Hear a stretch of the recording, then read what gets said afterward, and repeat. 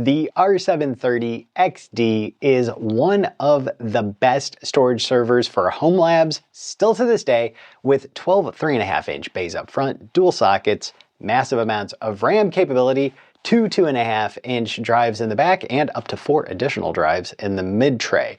Today, we're going to be covering this as I transplant my R730XD internals that I got for a budget price into my R720XD chassis, which I think this is going to work. And while I'm doing this, I'm going to go ahead and cover some of the things that I think might be interesting as far as what I know so far about my R730XD. This is my second R730XD. I've got one over there. This one, motherboard, everything functional, did test that out. They can come with a broken back if the seller has not done a really good job packing. And I already had an R720XD that was getting removed, so putting it in here, I looked at the chassis, they look like they lined up. Stuff like this is not super common knowledge.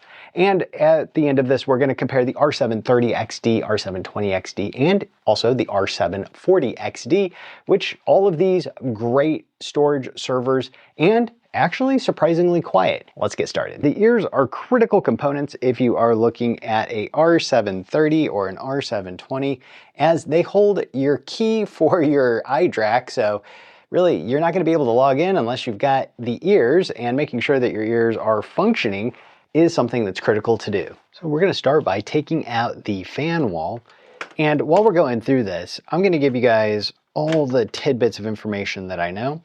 And so the R730XD is able to have its fans controlled via IPMI. There are scripts that can do this for you also, so I would really encourage you to look into this if you are getting an R730. And the part number on these are CY8YY. And you can find all these part numbers on the website, digitalspaceport.com, where I took a chance to copy all of this information so that I could preserve it and make sure that you had it when you need it, if you ever need it. The riser one, when it pops out here, so this is, well, in a X16 format, these are actually just X8 electronically. So while you can fit a full card into here, and all of these are actually full-size PCIe slots, you actually are only going to get X8, X8, and X8.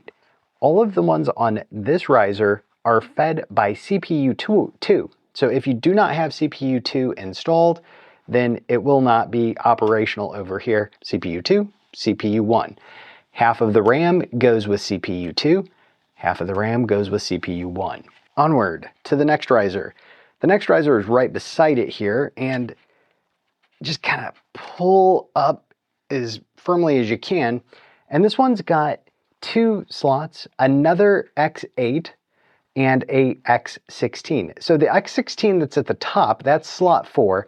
And this one is actually an X16, true X16. So if you had a full width card, maybe a network card you wanted to connect, or a full 16 wide SAS HBA, you would want to use this 100 gigabit card. You need this. If you're at 56 or 40 gigabits per second, a X8 slot at PCIe 3 will work just perfectly. The Dell part number on this is 0392WG. So now with our 2 risers removed, we're going to move on to removing the rNDC. This is a rack network daughter card.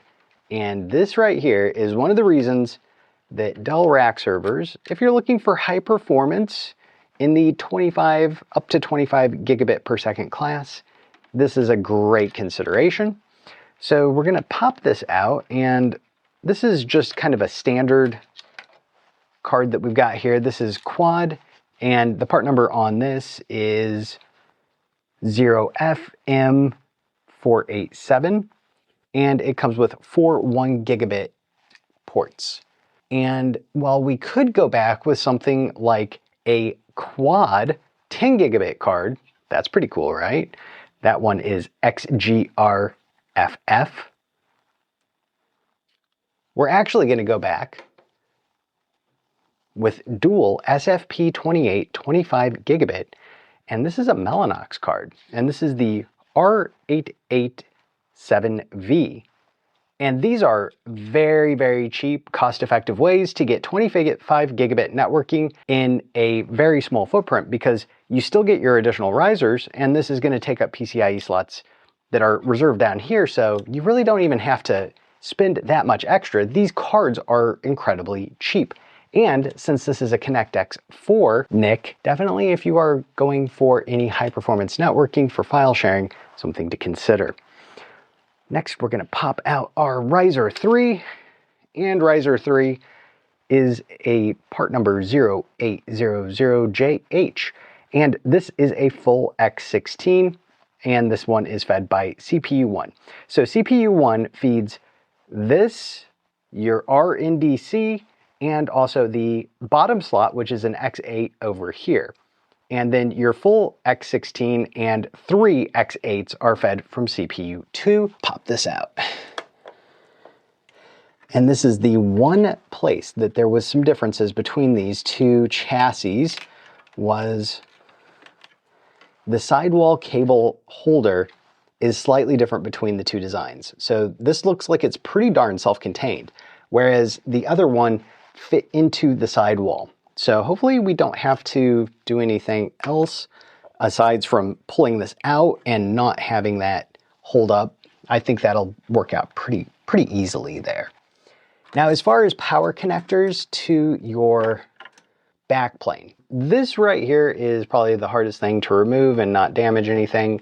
This is your backplane. This is the SAS 3 component, and this is for 3.5-inch drives. There's a 2.5-inch drive variant also. There are actually two 2.5-inch drive variants. One is for the non-XD, one is for the XD, and also we've got a third type that is very uncommon, which is actually for some miniature SATA SSDs.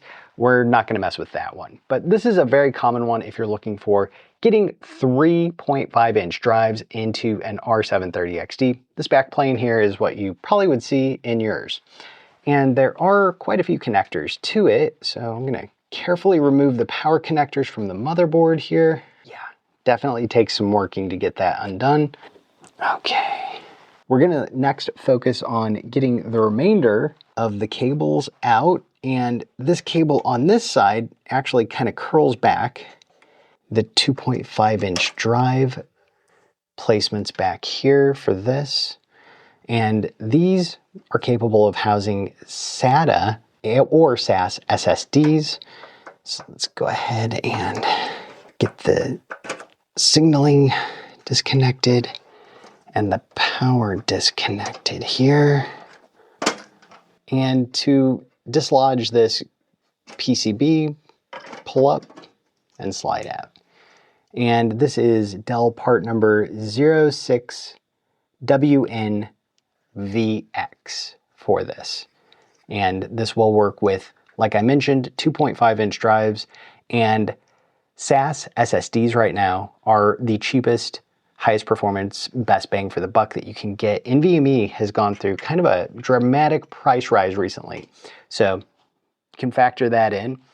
We have a SD card reader back here. Well, I would say this is probably something I will not end up using. I am going to go ahead and endeavor to swap it also, just to be complete in the swappage that we're doing. So let me see if I can get this out of here. It's kind of a flat ribbon cable they've got there. And underneath here, we've got a power cable. Get out of there. Get out of there.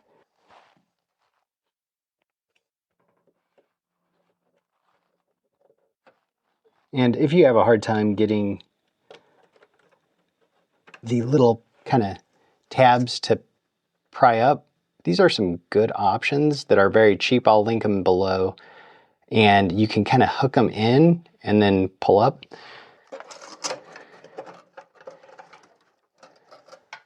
And with that one out of the way, we can probably have enough room here to move that. Yeah. So then you're going to pull up on this and push forward, and you should unhook this component. So this component is not the same between the two servers. So that one may take a little bit of creativity on my part. This one, I think I can leave that in for the moment. But I do have to get the motherboard connector back here, pulled up and out. There we go. And this has a screw that retains it in place back here for the SD card. So you need to undo that, and then you should be able to pull the whole thing out. Now it does look like it kind of pushed this back, which could cause a problem when we go to lift it out. So I'm gonna kind of saw this already. Kind of gonna pull that aluminum back over there on that. And this is the same location for this mounting slide. This is what really gave me a lot of help going into it. So I'm probably gonna move that just on the other side of that little nub. Looks free elsewise. So there's a blue thing here that you're gonna use to do lifting, and we'll pull up on this, push forward.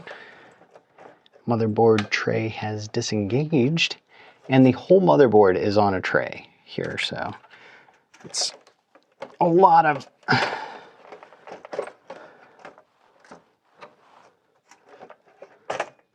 there we go. Yeah, that back really did cause some problems there.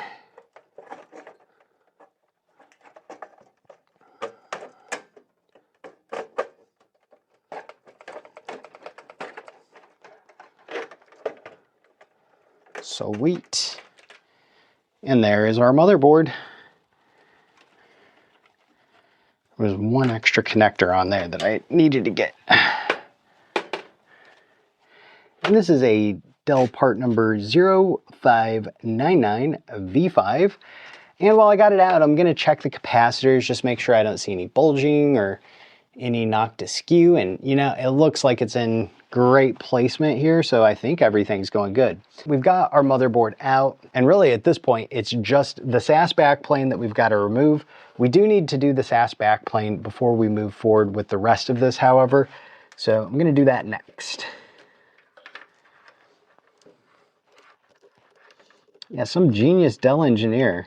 Hey, we can save a ton of money by using those same chassis for the R720s on the R730s. And the only thing that really I can see that's different is these rivets here. There's two rivets here and there's two rivets here that kind of hold some of this, but I don't think that's going to be a big deal. I think we can make it work.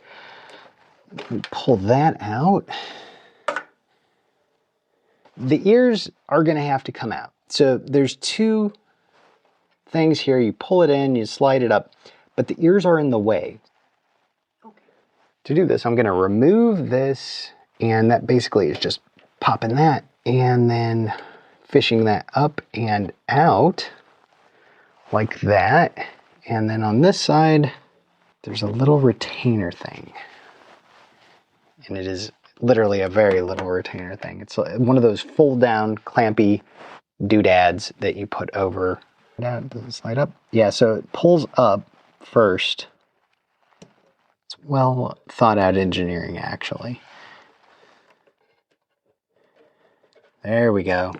Very thin, very fragile. Be very careful if you ever mess with this. That one seems like it would be very easy to mess up.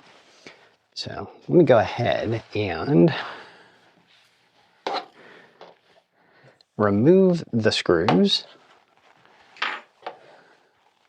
for the ears.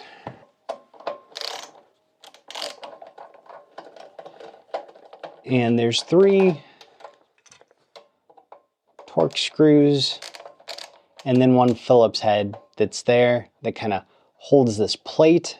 The plate can come off with the ear, but the plate also protects the cabling inside. So you do need to make sure the plate goes back on. Okay, so we've got that, and there's a channel that's created that's just barely big enough for this. And like that, ta-da, we've got our ear. And it looks like it's square, so I don't see any accidents have happened to the ear. That's good. And this is the, I guess this would be the right ear as you're facing from the front. It's 05V6. WM as the part number. And if I'm not mistaken, this might be where your ID lives for your iDRAC. And this one is nowhere near as easy, unfortunately.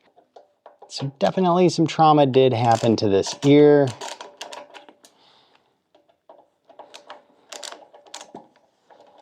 We're gonna see what we can make happen. And I did test out the iDRAC. The iDRAC was functional, so. It looks like there is some breakage on this also. So definitely took a wallop of a hit here, it looks like, on this ear. Like I said, got it for a very good price. But definitely check out the sellers that I have listed if you're interested in one, because I make sure to select people who are not going to have a hard time with giving a refund if you have a problem, which is something you definitely want to account for. Oh, come out of there. Come out of there. Come on. Come on. Oh my gosh. Yeah, so you can see this one definitely had some breakage down here. And it is a XHHHY part number. There's a lot of other part numbers here. I'll put those all on the website. And of course, it'll display the R730XD. And this side has the power button, the I button, so you can indicate it. There is a hairpin reset. So if you get a kind of push pin, you can hold that and you can reset your iDRAC on that little switch there. We are getting close. I am excited. Getting this chassis out of the way is going to be great. It's gotten quite in the way.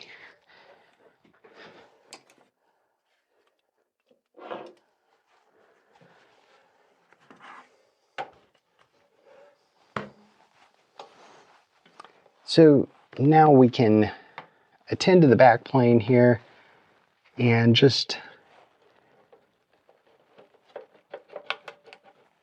pull and up. There we go.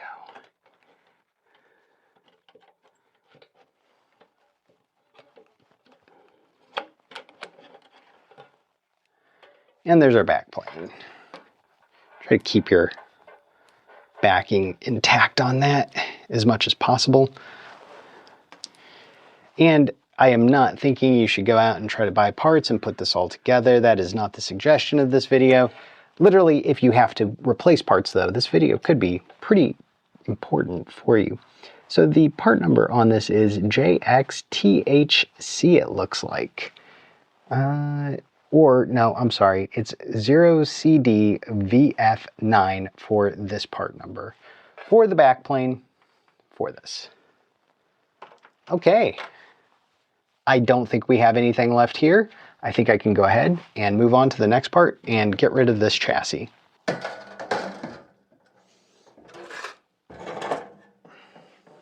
Moment of truth.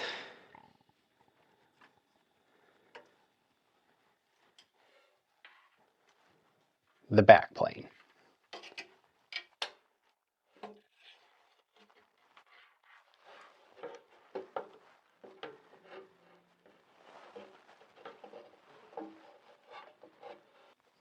And there's 4 guides, 1, 2, 3, 4 guides that you need to make sure you're slid onto before you slide down.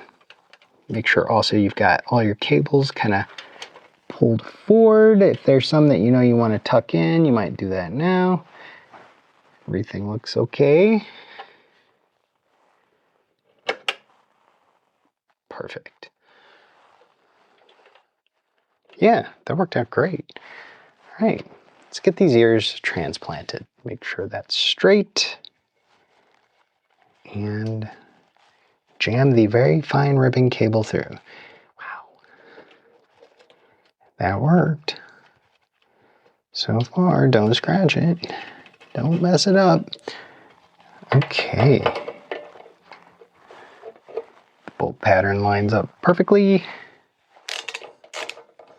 My level of optimism has risen that this is going to all work. By the way, the same rails work for the R720XD and the R730XD. The R740XD, however, different rails. This thing was subjected to quite the fall. Okay, so that is going to be something that maybe once I have it on here, I hope I can get this.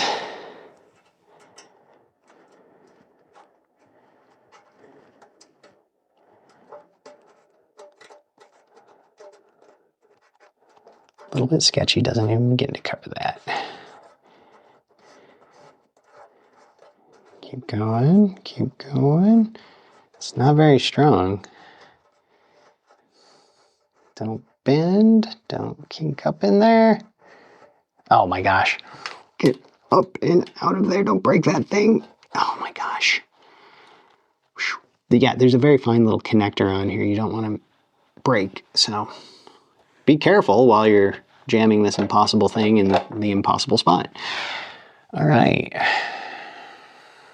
The XD, because it still needs that. Because it's just a bare exposed wire there. That's not good. Okay, so the R720XD ear here, looks like it does have the cover on it. We'll pop that off. Let's see.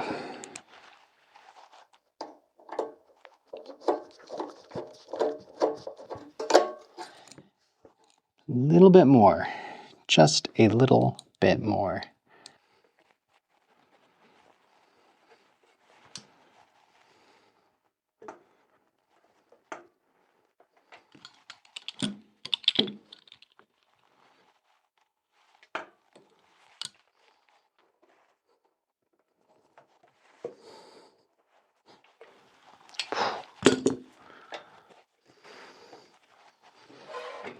Looking pretty close.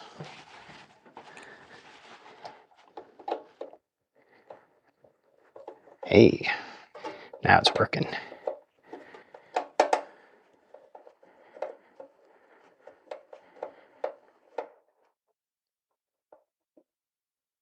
Perfect. Before I go futzing with the rest of this, let's get these in. So this one again curls up like that. And then pushes in like that. Perfect. Did not damage. Amazing.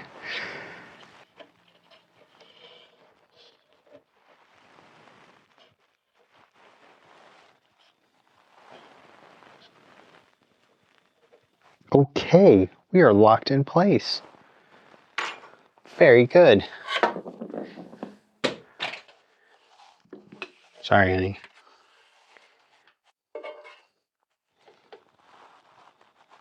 I can't believe this is going to work. This is insane. Thank you, Dell, for making the best servers.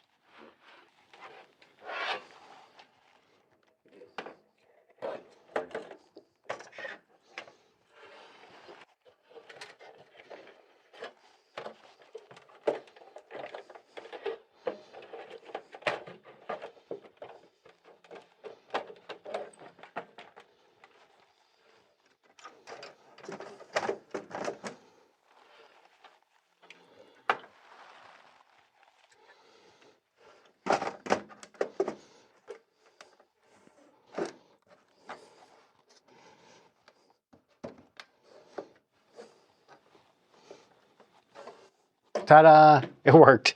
That's crazy. That is crazy. Awesome. Very sweet.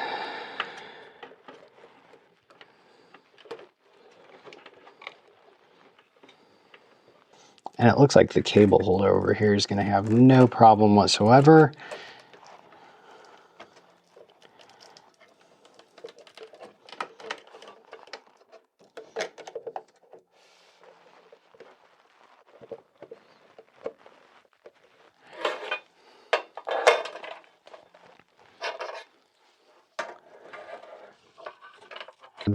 Okay, so this one, the kind of thin MB one, should go in first before the other one.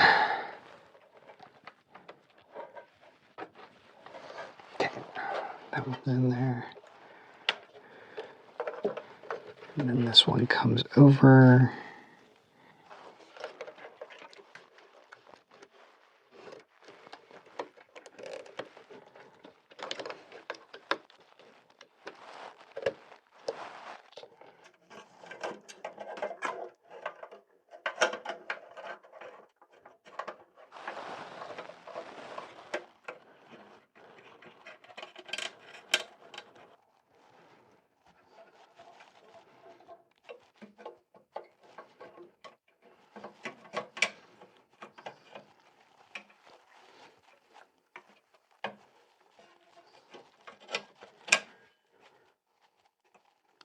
Like a glove.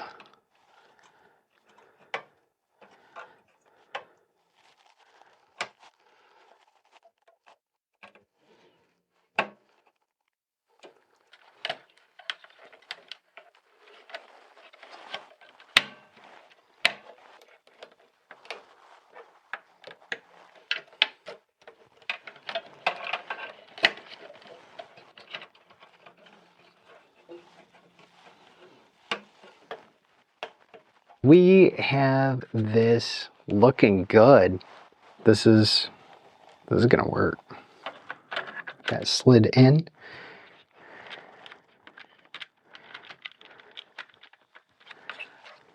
Kind of wiggle it forward, push down, and you should see these setting upright. Of course, you gotta screw those in. There's 2 standoff posts for those. You don't need to push on the rest of the back of it though, just push right here where the latch is. And this is fed through a nice air channel also to remove heat. Now we'll get that riser back in there.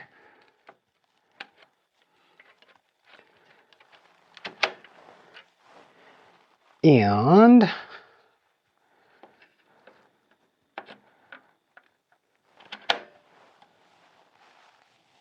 final riser, and this is our 3-pack, and the 3-pack's part number is 08H6JW for the chassis holder kind of thing, and for the PCB on the inside it is 4KXCY.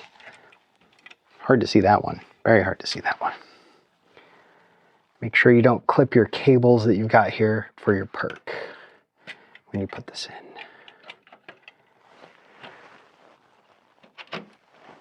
in. And down. Ooh, I like it. I like it, I like it, I like it. Now over here where your fan wall is gonna ride down, you definitely wanna make sure your cables are tucked in underneath this lip. So make sure your cables right here are tucked in underneath the lip. They'll kind of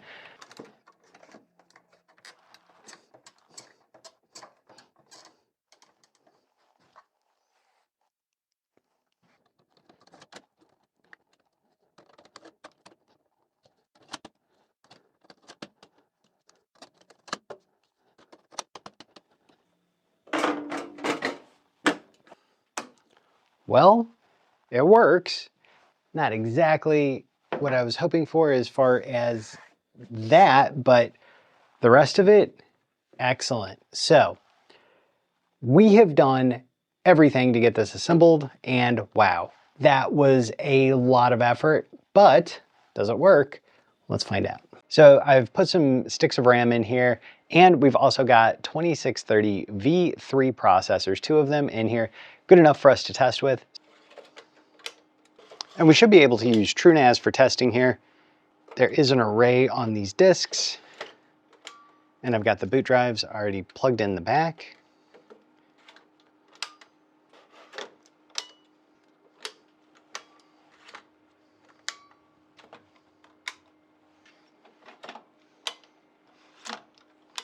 All right, so I've got this warning here.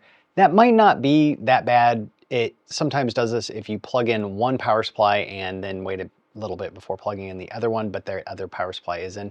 So it could be that, but I'm gonna go ahead, power it up, access the iDRAC, and just see if there's anything in the logs specifically about this. or if there's an issue at all. There may not be an issue, I don't know. It's been a long time since this has been powered on is my guess. So right now we've got the iDRAC in the back connected. So let's go over and see what we can see as far as diagnostics on this machine. We've got an intrusion warning, but everything else looks like it's in the green as far as the logs. So before we can actually get in there, we need to change this from native to HTML5. Hit apply on that. And now we should be able to launch into the HTML5 viewer instead of some Java junk. Okay, yeah, so this is the lifecycle controller where we're at right now. So let's go through hardware diagnostics really quick. And this will check all the actual hardware on board. Oh, those fans are going crazy. 1600 RPM, 16,000 RPMs. Woo. Okay, so we've got an intrusion alarm. Not a big deal. Okay, so I'm going to call this good enough testing. It's gone through most of the MIM test. So I'm just going to go ahead, hit escape there. And you can run a specific test by double clicking on it. There we go. And everything quieted down quite a bit there. And we've got our 96 gigabytes of RAM. We've got our dual 2630 V3s. And we've got our Ethernet interface and our storage pool showing. So let's see if we can access this. And yeah, perfect. Really cool. And everything looks like it checks out perfect here. So we have an R730XD, a very hardy machine up and running again. Happy to see that. So let's do a quick comparison of the R720XD, the R730XD, and the R740XD. So one thing to keep in mind about all three variants here is that they are all Gen 3 PCIe speeds. That's pretty important. So starting with the R720XD, I wouldn't recommend buying one at this point. These are definitely too old in my opinion. Now, if you got one, run it into the ground. If you have one, you might also consider that you can chassis swap with other components and be up and running in a R730XD inside that chassis if you found a good deal. 8 gigatransfers per second, 24 by 2.5 or 12 by 3.5. So pretty decent. I mean, if you're looking for storage, you can definitely go large with 12 by 3.5, just like the R730XD offers. So you're looking at a price somewhere around $50 to a couple $100 for a 3.5 inch version and about $50 for a 2.5 version. But again, I wouldn't recommend an R720XD at this time. The R730XD, in my opinion, quite the sweet spot right now with E5, V3, and V4 processors, DDR 2400 speed, and also you get an optional capability to run 4 additional drives in the Midplane with an expansion kit, which is pretty cool. And I plan on doing that myself with some of the SAS SSDs that I've got coming in, and boy, I have bought a few SAS SSDs, so I hope you're excited. Make sure to hit like and subscribe so you can keep watching along with that. Of course, we have the PCIe 3 Gen speed still present in the R730XD. We've got a 24 by 2.5. That's about $99 is where those start. Pretty cool. You've got 12 by 3.5. Around $200 is where those typically start. And there is one really killer, pretty cool, and very unusual variant, and that is 18 1.8 uSATA. Have you even heard of that? Drives, and that is also with 8 3.5 drives. So you get 18 1.8 uSATA drives on the top and 8 3.5 drives on the bottom. Very, yeah, it's not common. I would say rare might be the right word for this. And those are about $450 assembled, so quite a bit more. But the chassis for those are actually pretty cheap, around $99. And it looks like you could swap almost all the components from one of your systems into that without too much of a headache. So that might be something to consider. It's an interesting prospect. Let me know what you think about that one. It's a very different server setup. I like those hybrid server setups that have density in both. We've got all those things linked in the description below and also on digitalspaceport.com. These do have different PSUs versus the R720XD, so don't try to swap the PSUs and bring them over. Really isn't going to work out. And the same caddies work in this generation. All the rails work between all of these generations also. 9.6 gigatransfers per second. And both of these, as a matter of fact, all of the XD lineup can support GPUs, as well as your non-XD lineup can support GPUs also. So the R740XD, moving on to that, still a PCIe 3 device. and DDR4 2933 speeds, 10.4 gigatransfers, and you get also a option for getting into things like U.2, but we're like the older U.2s, the Gen 3 stuff. So I think there is a lot to be said for you know, the NVMe and U.2 craze happening around Gen 4 and performance getting really, really great. The Gen 3 stuff, some of it was kind of hit and miss. I mean, when you're looking at SAS SSDs versus the Gen 3 U.2s, yeah, the Gen 3 U.2s are going to be faster. They're going to have better IOPS, but also they're going to be more expensive right now. Also, they were not produced in super high numbers, and some of them have some weird quirks about them. Like seriously, some of the Samsung ones in the U.2, seriously quirky. So I would definitely consider that. If you're looking at the 24 by 2.5 variant of the R740XD, that's like $350 versus the 3.5 inch, which is about $600 for the starting price. So definitely keep in mind, it is a very linear gradient of what you're looking at when you step up these different generations. There's of course an R750XD. I don't think that's going to be in most people's budgets, so I'm not even going to cover that one, but that's where you actually get into PCIe 4 speeds. Bummer, right? I definitely have to say, I think the R730XD is still the sweet spot. I've said it many times, and I think that is in the 3.5-inch drive configuration, and then using the 4 internal drives for SAS SSDs is what I'm going to be using. And man, the performance on some of these SAS SSDs, when you look at 4 of them together, yeah, it's going to be pretty cool, pretty darn cool. Definitely possible to really have a great Ceph cluster, definitely possible to have a really great ZFS array with those additional drives for doing things like metadata and cache. So I hope you've enjoyed this. There's a lot of information about R730XDs. Hopefully some of it you have not seen before. And let me know if you've got questions down below and I'll chat you up on those. Also check out the website digitalspaceport.com/R730XD, where I've got a master parts list and all of these things. And definitely a big shout out and thank you to our channel members. You guys do rock. Thank you for funding a lot of what I purchase here on the channel. Also everybody that buys me a coffee and our Patreons. And if you're interested in learning more about the R730XD, check out the video that I've got linked here, where I go through the $2,000 build, which has great capacity and 125 terabytes of storage optimized for 10 gigabit network connectivity and file sharing. And also you can learn more about the JBODs that I'm going to be connecting to mine, the DS4246s, in the video that I've got linked here.